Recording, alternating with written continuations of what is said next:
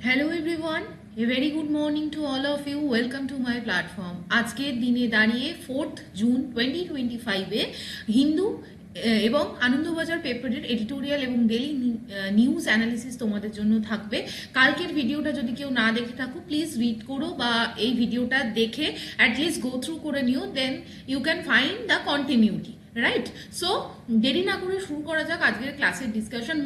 Mostly আজকে আমি Hindu news paper থেকে কভার আপ করবো, বিকজ হিন্দুতে আজকে বেশ কিছু ইম্পর্টেন্ট নিউজ আছে এবং সেগুলোকে কভার করতে it will take time. So I will majorly focus on the Hindu newspaper for the purpose.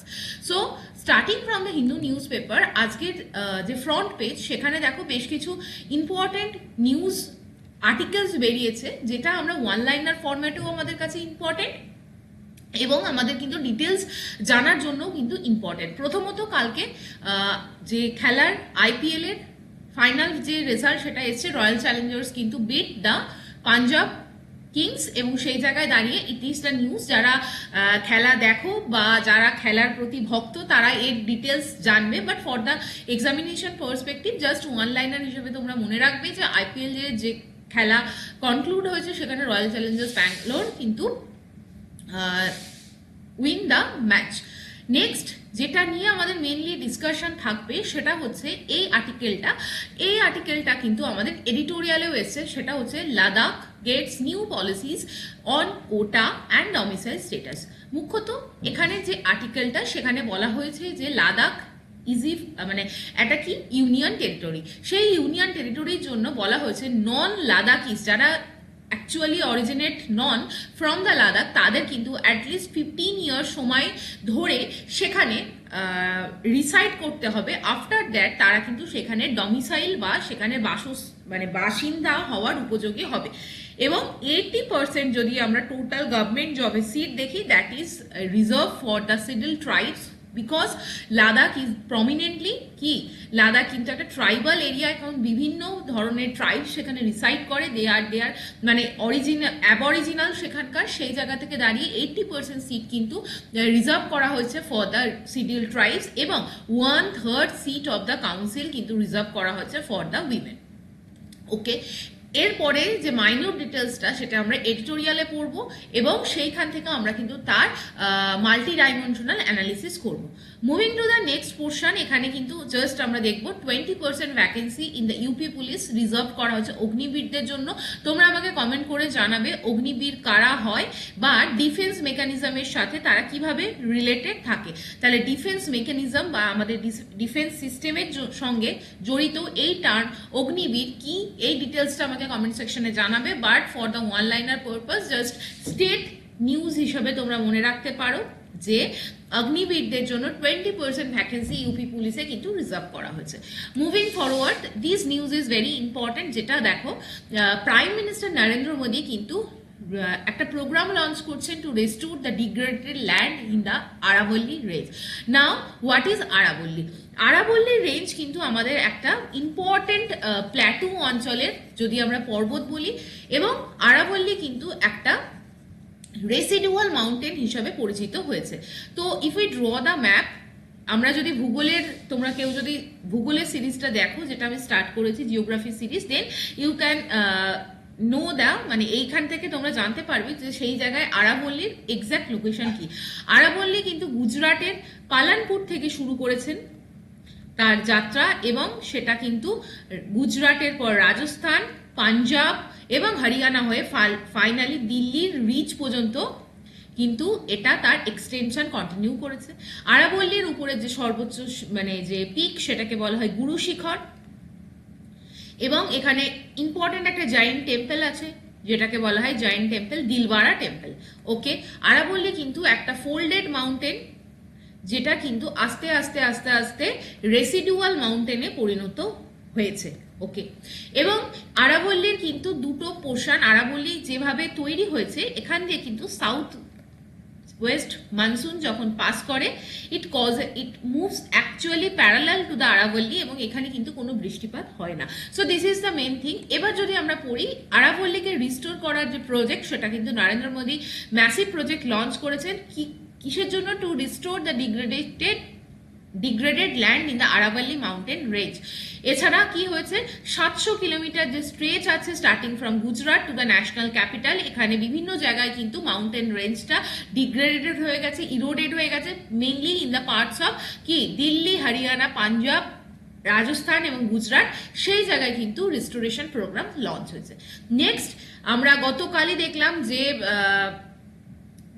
North eastern স্টেটে কিন্তু অলরেডি মনসুন তার হ্যাভক ডিস্ট্রাকশন করা শুরু করে দিয়েছে। With this regard the news is NDRF, full ফর্মটা আমাদের important, national disaster response force, তারা কিন্তু joint search for missing women tourist in the Meghalaya.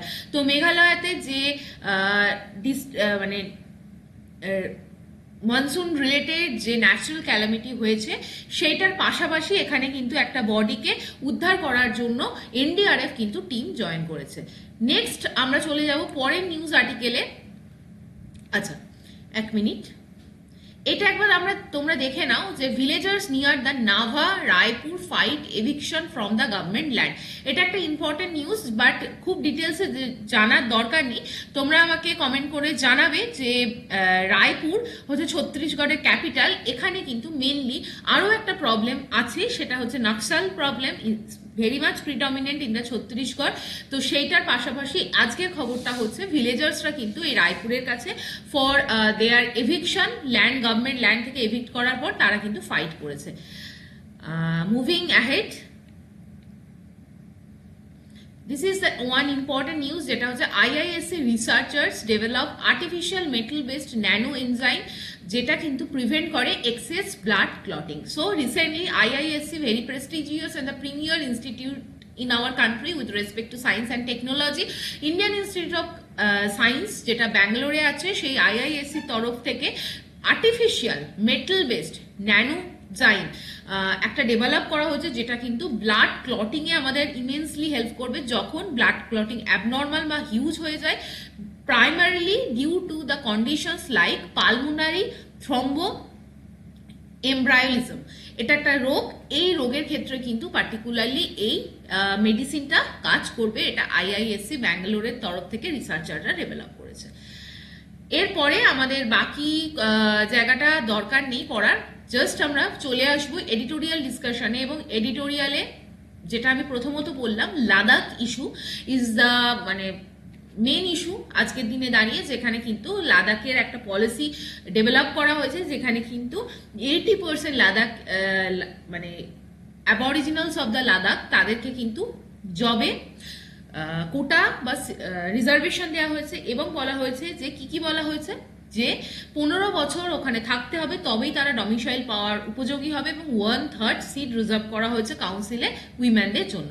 নাও আমরা যদি পড়ি কি বলা হয়েছে, India must attend to the grievances of the people of Ladakh. বলা হয়েছে যে মেজার্সগুলো নোটিফাই করা হয়েছে সেন্টারের পক্ষ থেকে to address the several concerns that has been raised by the people of the Ladakh regarding কি language, culture and the land.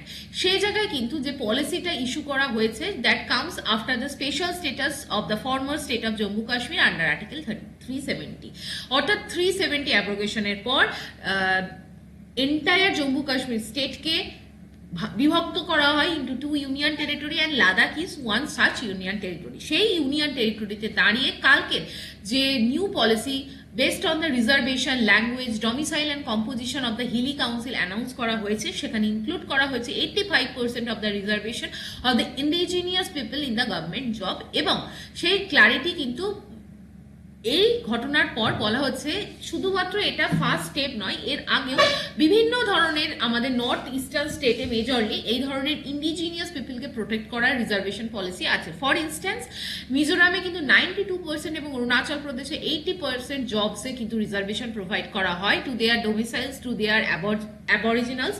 এবং সেই জায়গায় দাঁড়িয়ে লাদাখে কিন্তু বলা হয়েছে যদি ডমিসাইলও পেতে হয় একজন পার্সনকে কন্টিনিউয়াস 15 ইয়ার্স স্টে করতে হবে। তাহলে 2019 যখন স্টেটহুড কেড়ে নেওয়া হয় এবং লাদাখকে ইউনিয়ন টেরিটরির মর্যাদা দেওয়া হয়, তাহলে সেইখান থেকে জানিয়ে যদি আমরা 15 ইয়ার্স ধরি, তাহলে প্রায় দেখা যাচ্ছে 2034 পর্যন্ত একজন ব্যক্তিকে ওয়েট করতে হবে।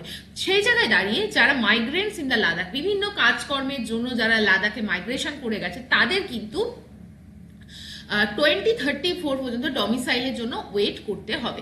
এছাড়া হিলি কাউন্সিলে কি বলা হয়েছে, 1/3 সিটকে কিন্তু রিজার্ভ করতে হবে ফর দ্য উইমেন, এবং সেখানে পার্টিকুলারলি এই পলিসিতে কিন্তু 4টে ল্যাঙ্গুয়েজকে অফিসিয়াল ল্যাঙ্গুয়েজ হিসেবে লাদাখে স্বীকৃতি দেওয়া হয়েছে। One is English, another Hindi, Urdu, Bhutia and Purgi, অর্থাৎ 5টা টোটাল ল্যাঙ্গুয়েজ, আমি ভুল বলেছিলাম 4টে না, 5টা টোটাল ল্যাঙ্গুয়েজকে কিন্তু অফিসিয়াল ল্যাঙ্গুয়েজে দরজা দেওয়া হয়েছে। এছাড়া কিন্তু বলা হয়েছে এতগুলো মেজারের সত্ত্বেও এন্টায়ার যে লাদাখের পিপলদের যে ডিম্যান্ড সেটা কিন্তু স্যাটিসফাই হয়নি, বা সিভিল সোসাইটি অর্গানাইজেশনরা যে যে ডিম্যান্ডকে সামনে এনেছিল সেগুলো সম্পূর্ণভাবে আমরা ফুলফিল করতে পারিনি। আমরা মানে কারা, সেন্ট্রাল গভর্নমেন্ট।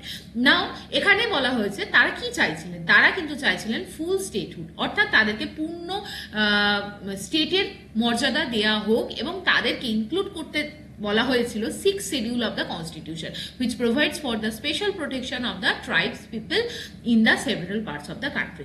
অর্থাৎ তাদেরকে কিন্তু লাদাখের পিপলরা কিন্তু ডিমান্ড করছিলেন যে তাদের যেন ফুল স্টেটহুড দেওয়া হয় এবং 6th শিডিউলের আন্ডারে স্পেশাল প্রোটেকশন দেওয়া হয়, এবং তারা অলসো ডিমান্ড করছিলেন লাদাখে বর্তমানে একটা সিট আছে লোকসভায়, সেই সিটের সংখ্যা বাড়িয়ে 2টো করা, অর্থাৎ একটা এক্সট্রা সিট তারা চাইছিলেন, এবং বলেছিলেন যে constitution of a public service commission, প্রত্যেকটা আমাদের যেমন ওয়েস্ট বেঙ্গলে west Bengal public service commission আছে, উত্তরপ্রদেশ পাবলিক সার্ভিস কমিশন আছে, সিমিলারলি লাদাখ এর পিপলরা কিন্তু they are demanding for the constitution of a separate public service commission.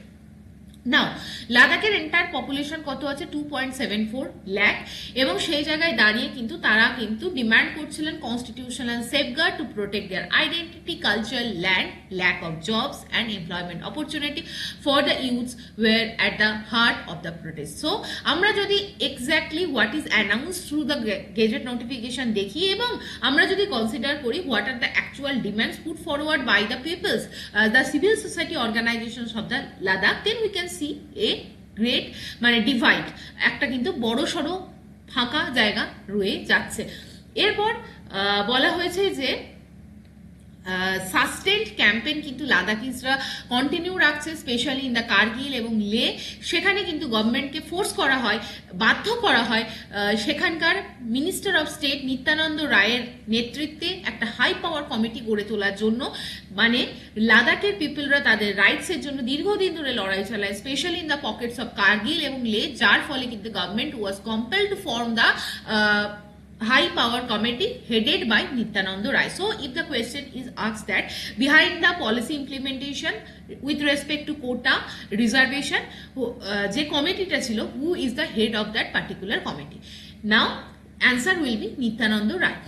Next এই যে লাদাখের যদি আমরা এন্টায়ার জিওগ্রাফিক্যাল ম্যাপ দেখি, this is the Kashmir Valley, here is the Ladakh, তাহলে আমরা দেখব Ladakh is surrounded by Pakistan and China, এমন এক দুটো দেশের সাথে যেখানে কিন্তু India continuously in the conflict থাকে with this two countries, Pakistan and China. So এই জায়গায় দাঁড়িয়ে কিন্তু চাইনিজ অ্যাগ্রেশন, অন্যদিকে পাকিস্তানি কনফ্লিক্ট, এর মাঝখানে লাদাখের প্রপার ডেভেলপমেন্ট করতে গেলে new Delhi must pay close attention to the sentiment of the region. So it is now clear to you. Next article আমরা যেটা দেখবো সেটা হচ্ছে ওয়ার অ্যান্ড টক্স। কালকে আমরা দেখলাম রাশিয়া এবং ইউক্রেন কিন্তু পিস নেগোসিয়েশনের জন্য রাজি হয়েছে, এবং তারা কিন্তু নিজেদের মধ্যে মিউচুয়ালি আন্ডারস্ট্যান্ড করে যুদ্ধ পরিস্থিতিকে বন্ধ করার একটা ইনিশিয়েটিভ নিচ্ছে। So it is a welcome step. তো এই রিলেটেড আজকের এই আর্টিকেল যে both Russia and the Ukraine are looking for the security guarantees. What is written in the article? Let's read. Russia and the Ukraine war has entered a new phase. What phase? Marked by intensified military attacks and direct negotiations. So যখন কিন্তু আমরা subsequently যদি আমরা track করি Russia Ukraine war, we can see that there were intensified military attacks in the past, but they have come to the point that they are now ready to start the direct negotiations. And on Sunday, on the eve of the second round talks, Ukraine কিন্তু carried out its most daring drone attack in the deep inside Russia.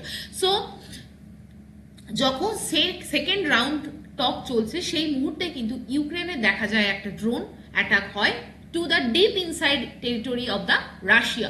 Target করা হয় কোথায়? Military এয়ারফিল্ডস গুলোকে। According to Ukrainian intelligence officials এই ড্রোনগুলো কিন্তু ট্রাকে করে রাশিয়ার কাছাকাছি নিয়ে আসা হয় এবং তারপর তাকে লঞ্চ করা হয় রিমোট বেসলি এবং that resulted the destruction of dozens of strategic bombers. তার মানে রাশিয়ার কিন্তু অনেকটাই মানে ক্ষতিগ্রস্ত করেছে এই ড্রোন অ্যাটাক। এরপরে দেখা যায় যে এই যে পুরো জায়গাটা ঘটে চলেছে এর ফলে কিন্তু না কি শুধু ইউক্রেনের লস হচ্ছে, now Russia is at the position যেখানে রাশিয়ারও কিন্তু হিউজ ক্ষতি হচ্ছে। Now, Ukraine managed to carry out such an attack is a moral booster for its troops. ইউক্রেনও যে এইভাবে স্ট্রাইক ব্যাক করতে পারে, ইউক্রেনের ড্রোন রাশিয়ার ডিপ ইনসাইড দিয়ে ঢুকে রাশিয়ার মিলিটারি বেসে এইভাবে অ্যাটাক করতে পারে, it is a symbolic gesture যেখানে কিন্তু মোরাল বুস্টার হয়েছে ইউক্রেনের ট্রুপসের এবং tactical setback for the Russian president Vladimir Putin. So Russia যে এতটা ভয়ঙ্করভাবে ইউক্রেনকে অ্যাটাক করেছিল তাহলে সেখানে কিন্তু তাদের একটা ট্যাকটিক্যাল সেটব্যাক হয়েছে উইথ দিস অ্যাটাক। নাও এই ধরনের যে আক্রমণ এবং পাল্টা আক্রমণ সেটার জেরে কিন্তু দুই দেশই ক্ষতিগ্রস্ত হচ্ছে এবং দুই দেশ এখন চাইছে এই যুদ্ধটাকে কন্টিনিউ না করার এবং সেই জায়গায় দাঁড়িয়ে সিলভার লাইনিং কি? সিলভার লাইনিং মানে রে অফ অপটিমিজম অ্যান্ড দ্য রে of hope amid the intensifying military exchange was that অর্থাৎ সিলভার লাইনিংটা কি? Russia and Ukraine went ahead with the planned direct talk in the Istanbul on Monday. In an hour-long meeting, negotiators agreed to the prisoner exchange deal and scheduled a third round of talk. অর্থাৎ second round of টক যখন ব্যর্থ হয় এবং তারপর Ukraine continuously military strike করে, তারপর কিন্তু দেখা যায় সেই জায়গা থেকে দাঁড়িয়ে কি সিলভার লাইনিং আসে, তারা কিন্তু মিউচুয়ালি নেগোশিয়েট করে এবং যারা প্রিজনার্স থাকে এক্সচেঞ্জ করার জন্য তারা রাজি হয় এবং বলা হয় যে আমরা তৃতীয় রাউন্ড অফ টকের মধ্যে দিয়ে যাব। এরপর এই যে যুদ্ধ শুরু হয় প্রায় অলমোস্ট 40 মাস অতিক্রান্ত, 40 months into the war, the signs of exhaustion are evident on the both sides.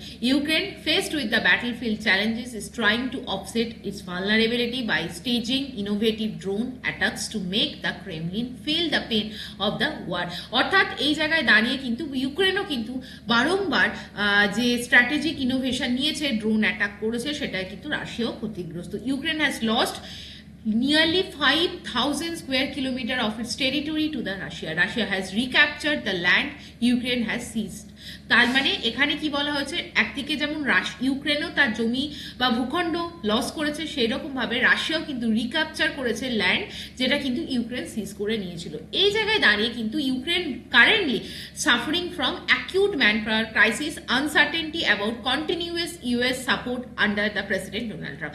So রাশিয়ার কাছে যেমন একটা সাপোর্ট আছে, Russia is an powerful economy, কিন্তু Ukraine is not such economy.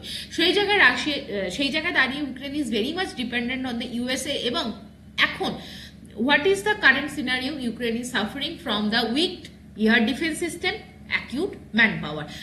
এই জায়গায় দাঁড়িয়ে এটা ইনক্রিজিংলি রাশিয়ার কাছেও ডিফিকাল্ট হয়ে যাচ্ছে to prevent Ukraine's drone attack targeting its energy infrastructure, black sea fleet and now airfield hosting strategic bomber. সেই জায়গায় দাঁড়িয়ে Ukraine is becoming very much violent with respect to its attack. মানে Ukraine কি করছে, ইরেসপন্সিবলি কি করছে, এনার্জি মানে যার সব শেষ হয়ে গেছে তার আর হারানোর ভয় থাকে না, সেই জন্য ইউক্রেন কিন্তু ডেসপারেট অ্যাটাক করছে on the Russia, specially target করছে এনার্জি ইনফ্রাস্ট্রাকচার, ব্ল্যাক সি এর ওপর দিয়ে যে জাহাজ বা কার্গো মুভমেন্ট হচ্ছে রাশিয়ার এবং airfield বেসগুলোকে।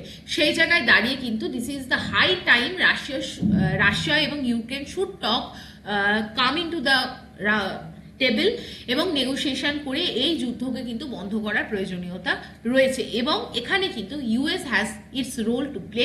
US has a crucial role to play in narrowing this differences and working towards a durable ceasefire. So ইউক্রেনকে কিন্তু প্রপার সিকিউরিটি গ্যারান্টি প্রোভাইড করতে হবে একটা শিল্ড, যাতে কিন্তু ইউক্রেনের ওপর ফার্দার এরকম কোনো ফিউচার অ্যাটাক না হয় এবং এই অ্যাসিউরিটি কিন্তু ইউএস এর তরফ থেকেই কিন্তু ইউক্রেনকে দিতে হবে এবং রাশিয়াকে কিন্তু এখানে এগ্রি হতে হবে। So this is the entire news. Coming to the next portion, আমরা এই দুটো নিউজকে কভার করে ফেললাম, যেটা হচ্ছে অ্যাক্ট নর্থ এবং আর একটা হচ্ছে war and talks. Now moving to the small short articles, অনেকটা বড় discussion, but if we summarise the article, সেখানে দেখবো a strategic fuelled by vision powered by energy. আমরা এটা ডিসকাস করবো। Will next discuss the India Australia defence ties beyond American shadow. এখানে আমাদের country, তোমরা যদি, আমি তোমাদের কাছে কোয়েশ্চেন করছি, আমাদের কান্ট্রি যে লার্জেস্ট ইকোনমি, আমরা অল নো যে আমরা পড়ে এসেছি এতদিন ধরে বা লিখে এসেছি বা এডিটোরিয়াল নিউজ পেপারে পড়ে এসেছি, India is the 5th largest economy in the world. But surprisingly few days ago আমাদের ইন্ডিয়া কিন্তু জাপানকে ওভারটেক করে গেছে এবং India is now the 4th largest economy in the world. ইন্ডিয়ার টোটাল যে জিডিপি সেটা কিন্তু ডাবলড হয়ে গেছে to 4.3 trillion in 2025। As a result কি দেখা গেছে, decade long strategy centred on the reform, resilience and relentless pursuit of self Reliance. এটা কিসের মাধ্যমে হয়েছে? দীর্ঘদিন কয়েক দশকের রিফর্ম, রেজিলিয়েন্স এবং relentless pursuance to the self reliance. এরপর আমাদের এই এডিটোরিয়ালটা মেনলি লিখেছেন Hardeep Singh Puri sir, who is the current Union Minister of Petroleum Natural Gas in the Government of India. Now, India যে মুহূর্তে একটা ফাস্টেস্ট গ্রোয়িং ইকোনমি আসছে এবং সেই জায়গায় দাঁড়িয়ে ইন্ডিয়ার যে energy sector integral to his rise has undergone a structural transformation during the first year of the Modi government. মানে বলা হয়েছে যে ইন্ডিয়া কিন্তু যখন একটা ম্যাসিভলি গ্রোয়িং ইকোনমি হয়, coupled with that what comes into the forefront or the surface is the energy demand. সেই জায়গায় দাঁড়িয়ে outlining and energy strategy, India যখন 3rd লার্জেস্ট এনার্জি এবং অয়েল কনজিউমার এবং 4th লার্জেস্ট রিফাইনার এবং 4th largest LNG importer globally, সেই জায়গায় দাঁড়িয়ে ইন্ডিয়ার কিন্তু এনার্জি ডিম্যান্ড র্যাপিডলি গ্রো করবে এবং অলমোস্ট 2.5 গুণ 2.5 টাইমস রেজ হবে বাই দ্য ইয়ার অফ 2047। সেই জায়গায় দাঁড়িয়ে এনার্জি সিকিউরিটি কিন্তু একটা বড় ইস্যু আসবে এবং সেই জায়গায় দাঁড়িয়ে এনার্জির 3টে কন্ডিশন থাকবে। এনার্জি কিন্তু 3টে প্যারামিটারের ওপর এনার্জি সিকিউরিটিকে আমাদের ডিসকাস করা হবে in this editorial. One is the availability, affordability and sustainability through a 4 prolonged approach. কি approach? Diversification of source and supply, আমাদের সোর্স এবং সাপ্লাইকে ডাইভার্সিফাই করতে হবে। এক্সপানশন অফ ডোমেস্টিক প্রোডাকশন, এরপর কি transmission to renewables and affordability. Next কি বলা হয়েছে? Government aims to unlock 42 billion tons of oil and oil equivalent gas. তাহলে গভর্নমেন্ট কি করছে? গভর্নমেন্ট কিন্তু আরো বেশি ভাবে যে সোর্স আছে, গ্যাস বা অয়েলের সোর্স আছে, সেগুলোকে এক্সপ্লোর করার চেষ্টা করছে। এছাড়া কস্ট রিডাকশন এবং accelerate monetisation, new revenue sharing contracts allow shared infrastructure among the exploration and production. অর্থাৎ প্রত্যেকটা জায়গায় কিন্তু গ্যাস প্রাইজিং এর ওপর যেমন কাজ করা হচ্ছে, অ্যাফোর্ডেবল অ্যাক্সেসেবল অ্যাক্সেসের ওপর নতুন রিসার্চ অ্যান্ড ডেভেলপমেন্ট করা হচ্ছে। One of the prime institute in the oil and gas sector is the ONGC, oil and natural gas corporation limited. তারা কিন্তু দেখা গেছে যে 25 হাইড্রোকার্বন ডিসকভারি করেছে in the Mumbai offshore, Cambay, Mahanadi এবং Assam basin in the last 4 years. So এই যে energy যে আমরা সাপ্লাই করব, তার আগে কি করতে হবে? We need the source. সেই জায়গায় কিন্তু ওএনজিসি রেসপেক্টে বিভিন্ন যে আমাদের, আমরা যদি দেখি, this is the western coast and this is the eastern coast, এই যে বেসিনগুলো, এছাড়া নর্থ ইস্টার্নে Assam is the one important reservoir of the natural gas and oil, সেই জায়গায় এক্সপ্লোরেশন কন্টিনিউ হয়েছে এবং নতুন এনার্জি সোর্সের কথা জানা গেছে।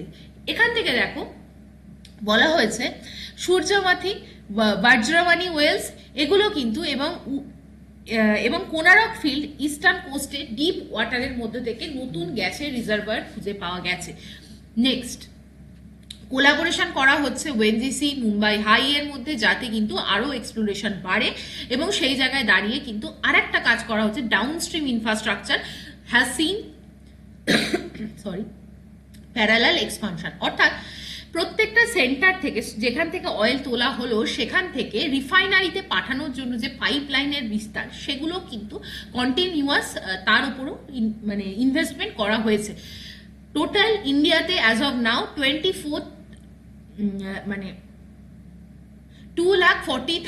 এর মতো কিন্তু কিলোমিটারস অফ পাইপলাইন কানেক্টিভিটি আছে। সেই জায়গায় দাঁড়িয়ে রিটেল আউটলেটস এর নাম্বার বাড়ানো হয়েছে, এলপিজি স্টোরেজের নাম্বার বাড়ানো হয়েছে এবং স্ট্র্যাটেজিক রিজার্ভের সংখ্যাও বাড়ানো হয়েছে। নেক্সট সিএনজি স্টেশন, সেগুলো অপারেশনাল আছে। এছাড়া কিন্তু সিটি গ্যাস এক্সপানশনের ওপরও কিন্তু ডিফারেন্ট স্টেটে, ডিস্ট্যান্ট স্টেটে সেই জায়গায় কিন্তু ইনফ্রাস্ট্রাকচারাল ডেভেলপমেন্ট হয়েছে। What is the focus on the green strategy? Biofuel is one of the such thing, যেটা কিন্তু মানে মেন প্রাইম ইম্পর্টেন্স দেওয়া হয়েছে ইন্ডিয়ার গ্রিন স্ট্র্যাটেজিতে। Ethanol blending in the petrol, সেটাকে কিন্তু বাড়ানো হয়েছে ফ্রম 1.5%, যেটা 2013 ছিল, সেইখান থেকে দাঁড়িয়ে আজকে 2025 সালে 19.7%, অর্থাৎ অলমোস্ট 20% কিন্তু ইথানল ব্লেন্ডিং করা হচ্ছে with the crude petroleum. Feedstock diversification করা হয়েছে, যেরকম মোলাসেস, মিজ, তারপরে সেগুলোকে দিয়ে ইথানল ব্লেন্ডিং করা হচ্ছে, যেগুলো কিন্তু সাস্টেনেবল অল্টারনেটিভ টু দ্য বায়োফুয়েলের দিকে আমাদের নিয়ে যাচ্ছে। এছাড়া রিসেন্টলি এখানে বলা হচ্ছে Indian oil corporation limited recently কিন্তু অ্যাওয়ার্ড পেয়েছে for the landmark 10 kilotons per annum green hydrogen tender to the Larsen and turbo for its Panipat refinery. তাহলে এইভাবে দেখা যাচ্ছে যে আমরা মুভমেন্টের দিকে মুভমেন্ট করছি, be it coming from the contribution of the government side, contribution from the ONGC to explore new oil sources, বা আমরা যদি ইথানল ব্লেন্ডিং দেখি, সমস্ত জায়গায় কিন্তু এই প্রয়াস গ্রিন এনার্জির দিকে এবং মোর সাস্টেনেবল অ্যাফোর্ডেবল এনার্জির দিকে যাওয়ার প্রচেষ্টা চলছে। Last PM Gati Shakti is one of the important scheme, যেটা কিন্তু মিনিস্ট্রি অফ পেট্রোলিয়াম এবং ন্যাচারাল গ্যাসের তরফ থেকে চালু করা হয়েছে। সেটা কিন্তু ডিজিটালি ম্যাপ করছে over 1 lakh assets and the pipelines. Last consumer outlook কি? কনজিউমার আউটলুকের কাছে আমাদের কি matter? Affordability matter. Affordability remains at a central position. সেই জায়গায় দাঁড়িয়ে আমাদের কাছে আছে উই হ্যাভ দ্য প্রধানমন্ত্রী উজ্জ্বলা যোজনা, যেখানের মাধ্যমে কিন্তু অনলি 553 পার সিলিন্ডারে আমাদের কিন্তু পে করতে হয়, irrespective of the global LPG price rising by 58%. So global market 58% price বাড়া সত্ত্বেও কিন্তু আমরা মানে বলা হয়েছে এডিটোরিয়ালে গভর্নমেন্ট কিন্তু অ্যাফোর্ডেবল রেটে সিলিন্ডার প্রোভাইড করছে। So this is the thing, এবং সেই জায়গায় মার্কেট ভোলাটিলিটি থেকে কনজিউমার এবং সিটিজেনদের কিন্তু প্রোটেক্ট করা হচ্ছে। Now it is the catalyst for the sovereignty, security and sustainable development. So self reliance with respect to the India's energy sector is crucial to lead the country further ahead in the social and the economic front and to make the country more self reliant. তো এইটাই এই এডিটোরিয়ালের আজকের আলোচ্য বিষয়। Next আমরা যদি এডিটোরিয়ালটা দেখে নিই, সেটা হচ্ছে Indo Australia defence ties beyond the American সাইডো। এখানে যেখানে আলোকপাত করা হয়েছে, যে বলা হয়েছে ইন্ডিয়ার কাছে অস্ট্রেলিয়া, অস্ট্রেলিয়ার কাছে ইন্ডিয়া আর মোর মানে very crucial in terms of the partnership. সেই জায়গায় দাঁড়িয়ে strategic opportunity for the middle power such as India এবং অস্ট্রেলিয়া, সেটা কিন্তু ডিফেন্স রিলেশনের জন্য আমরা আরো এক্সপ্লোর করতে পারি। অস্ট্রেলিয়া কিন্তু একটা স্ট্র্যাটেজিক জিওগ্রাফি আছে। অস্ট্রেলিয়ার যে বাউন্ডারি, সেটা একদিকে ইন্ডিয়ান ওশিয়ান, অন্যদিকে প্যাসিফিক ওশিয়ানের সাথে কিন্তু বর্ডার শেয়ার করছে। সেই জায়গায় দাঁড়িয়ে ইন্ডিয়ান মিলিটারি ক্যাপাবিলিটি আছে, এবং ইন্ডিয়া এবং অস্ট্রেলিয়া যদি মিউচুয়ালি কোলাবোরেট করে, দে ক্যান স্টার্ট মানে working on the defence cooperation, সেটা কিন্তু অনেক বেটার হবে। একদিকে যেরকম চায়নাকে India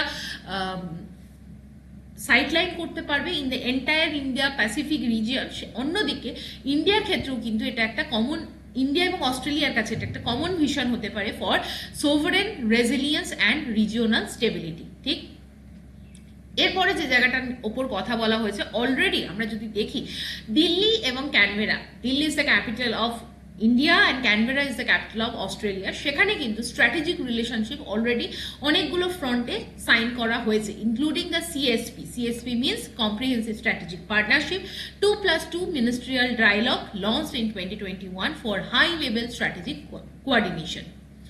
Next we have several military exercises, যেরকম কি মিলিটারি এক্সারসাইজ লাইক অস্ত্রাহীন, যেটা আর্মিদের মধ্যে হয়, অসইন্ডেক্স, যেটা নেভির মধ্যে হয়, এগুলো কিন্তু আমাদের জয়েন্ট এক্সারসাইজ। এছাড়া পিচ ব্ল্যাক আছে, মালাবার আছে, এগুলো কিন্তু তোমাদের স্ট্র্যাটেজিকের জন্য ইম্পর্টেন্ট, যেটা ইন্ডিয়া এবং অস্ট্রেলিয়া ডিফেন্স টাইকে আরো স্ট্রেনথেন করে।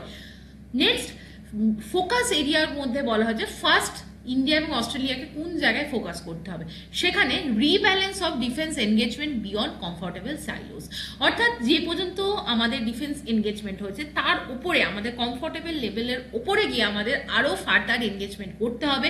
নেভি টু নেভি কোঅপারেশন কিন্তু স্টিল অতটাও ডেভেলপ করেনি, সেটাকে কিন্তু ফার্দার ফ্লরিশ করার দরকার আছে এবং সেই জায়গায় দাঁড়িয়ে মিলিটারি এক্সারসাইজ যেগুলো কিন্তু রিয়েল ওয়ার্ল্ডকে দেখানোর দরকার আছে। Yes, India and Australia are the two common partner এবং they are ready to start joint staff Tux.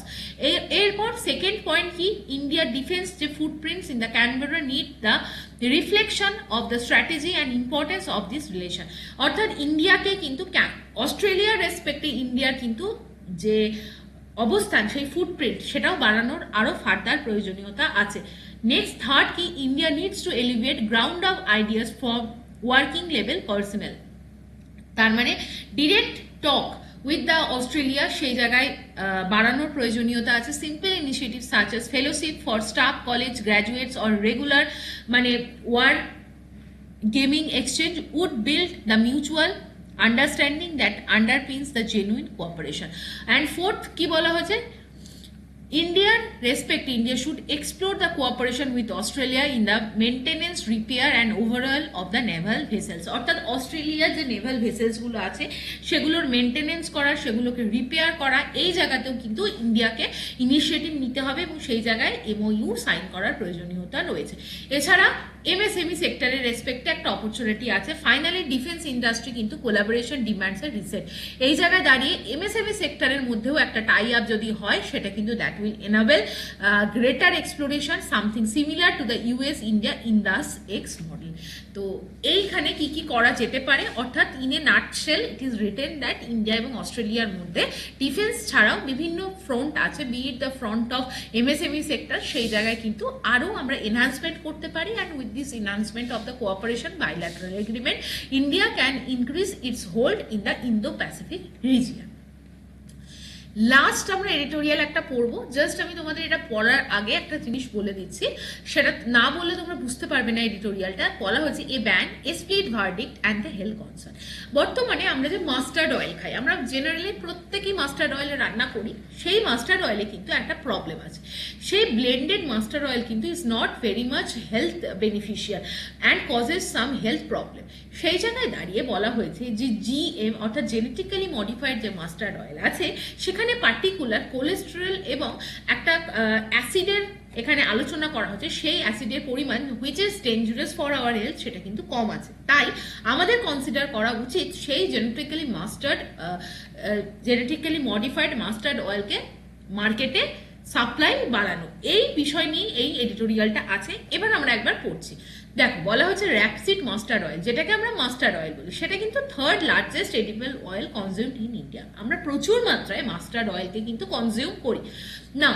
Executive এবং judicial decision on the mustard oil, যেটা 2021 এবং 2024 সালে এসেছিল, তারা কিন্তু হাইলাইট করেছিল মেজর হেলথ ইমপ্লিকেশন। সেই জায়গায় দাঁড়িয়ে পাবলিক অ্যাটেনশন সেটা রিসিভ করে এবং সেই জায়গায় দাঁড়িয়ে কিন্তু জেনারেলি ফুড সেফটি অথরিটি বা food safety and standard authority of India, যেটাকে বলা হয় FSSAI, তারা কিন্তু প্রহিবিট করেছে manufacturing and sale of the blended mustard oil.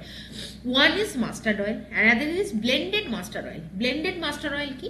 Mustard অয়েলের সাথে অন্য কোনো অয়েলকে একটা সার্টেন পার্সেন্টেজে ব্লেন্ড করার এই পদ্ধতি। তাহলে FSSAI কিন্তু জেনারেলি ব্লেন্ডেড মাস্টার অয়েলের কনজাম্পশন কিন্তু বন্ধ করার কথা বলেছে, সেই গাইডলাইন ইস্যু আছে। নাও ইন্ডিয়ার যদি আমরা ফুড সেফটি ল দেখি, সেখানে আমরা কি দেখব, এডিবল অয়েল যেটা mixed with another edible oil is permitted, কিন্তু প্রোভাইডেড সেই ব্লেন্ডিং যে কনসেন্ট্রেশন বা ক্যাপাসিটি সেটা হতে হবে আপ টু 20%। কিন্তু আমরা যদি দেখি এই যে বিয়ন্ড 20%-এর উপর যদি ব্লেন্ডিং হয়, সেখানে কিন্তু আমাদের বিভিন্ন ধরনের হেলথ হ্যাজার্ডস আসতে পারে। এই ডিসিশন কেন নিয়েছে যে আপ টু 20%ই ব্লেন্ডিং করা যাবে ইন অর্ডার টু প্রিভেন্ট কি adulteration of the mustard oil, যাতে মাস্টার্ড অয়েল বা সর্ষের তেলের ওপর ভেজাল বন্ধ করা যায়, সেই জন্য এই ডিসিশনটা দেওয়া হয়েছে। এবং কি বলা হয়েছে, boosting the domestic mustard crop output. না, সেন্ট্রাল গভর্নমেন্ট কিন্তু জেনারেলি এনভায়রনমেন্টাল যে রিলিজ হয় বা এনভায়রনমেন্টাল পার্সপেক্টিভে ইন্ডিয়ার যে ইন্ডিজিনিয়াসলি ডেভেলপ যে জেনেটিক্যালি মডিফাইড মাস্টার্ড ক্রপ, সেটার নাম কি, ধারা মাস্টার্ড হাইব্রিড 11, আমরা ধারা ক্রপ বলেই জানি, ধারা মাস্টার্ড ক্রপ বলে আমরা তাকে চিনি। এটা কিন্তু জেনেটিক্যালি মডিফাইড। সেই জায়গায় দাঁড়িয়ে কিন্তু এর যে কনসিকুয়েন্স অন দ্য হেলথ বা বিভিন্ন প্যারামিটার আনসার্টেনটির জন্য সুপ্রিম কোর্ট সেটার উপর কিন্তু ব্যান লাগিয়ে রেখেছে বা সেটাকে মাস লেভেলে কনজাম্পশনের জন্য কিন্তু বাধা রয়েছে। নাও বলা হচ্ছে ইরুসিক অ্যাসিড নিয়ে একটা আলোচনা চলছে। ইরুসিক অ্যাসিড কি? মাস্টার্ড অয়েলকে যখন এক্সট্রাক্ট করা হয় from the Indian mustard crop, সেই জায়গায় দাঁড়িয়ে সেই যে মাস্টার্ড অয়েলের মধ্যে high level of unique fatty acid present থাকে, যেটাকে বলা হয় ইরুসিক অ্যাসিড।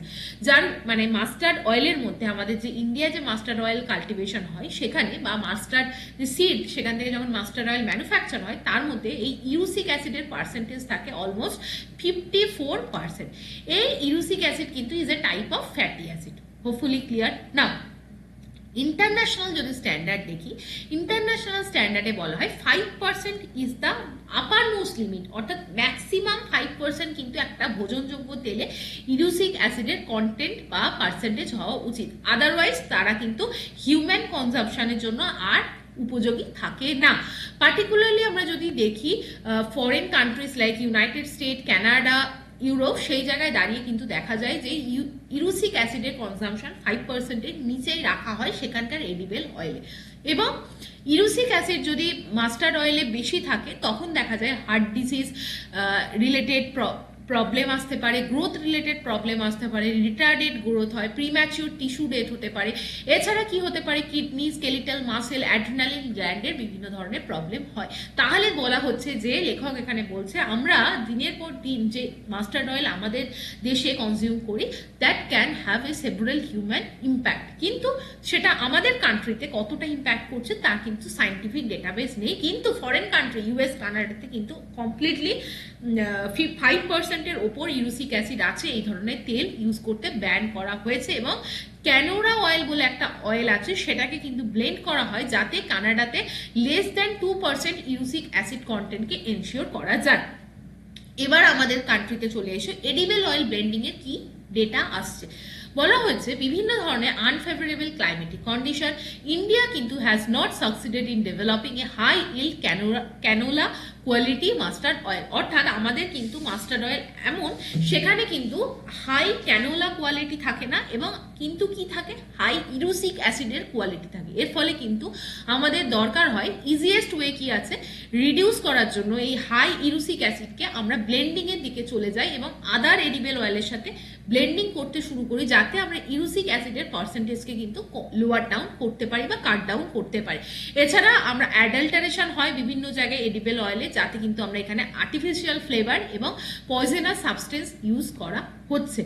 এরপর বলা হচ্ছে a maximum number of adulteration and contamination was found in the mustard oil. এবং যে ধরনের অ্যাডাল্টারেশনের কেস দেখা যায় ইন্ডিয়াতে তার মধ্যে one of the such cases, major cases কিন্তু মাস্টার্ড অয়েল থেকেই আসে।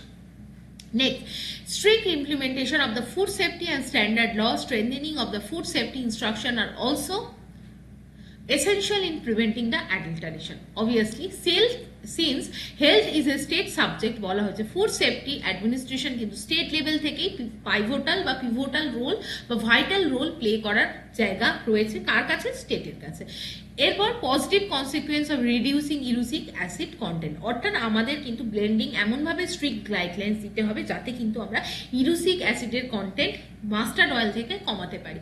তার জন্য there is a viable alternative, that is the GM mustard. কি বলা হয়েছে, erucic acid content in the Indian mustard oil can be reduce by cultivating the indigenous GM অর্থাৎ genetically modified mustard crop, যেটাকে কিন্তু আমরা কি বলছি, ধারা মাস্টার্ড ক্রপ। এখানে কিন্তু হায়ার ইল্ড এর আছে, অর্থাৎ এই যে জেনেটিক্যালি মডিফাইড ক্রপ এর কিন্তু হায়ার ইল্ড আছে, প্লাস এখানে কিন্তু অলমোস্ট 30 থেকে 35% ইরুসিক অ্যাসিড আছে। অন্যদিকে সেখানে কিন্তু 54% জেনারেল ক্রপসে আছে, সেখানে অনেকটাই কম ইরুসিক অ্যাসিড কন্টেন্ট কিন্তু এই জেনেটিক্যালি মডিফাইড মাস্টার্ড ক্রপসগুলোর মধ্যে থাকে। তাই বলা হয়েছে যে আমাদের যদি ইন্ডিয়াকে ইম্পোর্টের ওপর ডিপেন্ডেন্সি কমাতে হয়, এডিবল অয়েলকে ইন্ডিজিনিয়াসলি ডেভেলপ করতে হয়, the best alternative is the cultivation of genetically modified mustard seed. এই জায়গায় দাঁড়িয়ে বলা হয়েছে যে এই ধরনের যে ক্রপ সেটা কিন্তু এনভায়রনমেন্ট ফ্রেন্ডলি, সাস্টেনেবল, প্রোডাকশন বেশি হয়, প্লাস আমরা যদি অন্য একটা গাইডলাইন্স দেখি এখানে কিন্তু ইউরিক অ্যাসিডের পার্সেন্টেজও কম। So kudos to the Indian genetic scientist যারা কিন্তু এই যে জেনেটিক্যালি মডিফাইড ক্রপটাকে ডেভেলপ করেছে।